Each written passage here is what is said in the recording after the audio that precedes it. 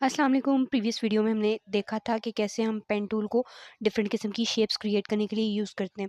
आज की वीडियो में हम ये देखेंगे कि पेन टूल को हम शेप्स क्रिएट करने के अलावा और किस तरीके से यूज़ कर सकते हैं। तो हम पेन टूल को पाथ बनाने के लिए भी यूज़ कर सकते हैं। तो आपने सबसे पहले ये देख लेना है कि ऊपर आपके पास ये शेप की जगह पे पाथ सेलेक्टेड हो जब आप पेन टूल को सेलेक्ट करेंगे।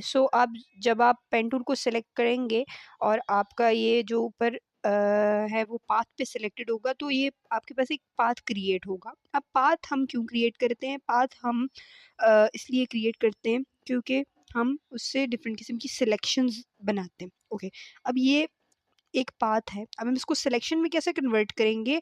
इसके ऊपर हम राइट क्लिक करेंगे और आपको यहाँ पे मेक सिलेक्शन का ऑप्शन दिख रहा है। अगर आप इस पे क्लिक कर लेते हैं तो ये आपके पास एक डायलॉग बॉक्स आ जाएगा। ये फेदर आप इसका चेंज कर सकते हैं, बट फॉर नाउ हम इसको इस ज़ीरो पे रहने देते हैं और हम इसकी एक सिलेक्शन क्रिएट कर लेते हैं। ओके, सिलेक्शंस हम क्यों क्रिएट करते हैं? जब भी हमें किसी चीज़ की कोई प्रिसाइज़ किस्म की, बहुत एक्यूरेट किस्म की सिलेक्शन बनानी होती है, तो हम पेन टूल का यूज़ करते हैं और उसकी हम सिलेक्शन क्रिएट कर लेते हैं। वैसे हमारे पास मल्टीपल किस्म के ये सिलेक्शन टूल्स भी अवेलेबल हैं जिससे हम सिलेक्शंस क्रिएट कर सकते हैं, लेकिन जब हमें बहुत डिटेल्ड किस्म की सिलेक्शन क्रिएट करनी होती है तो वो हम पेन टूल के ज़रिए करते हैं।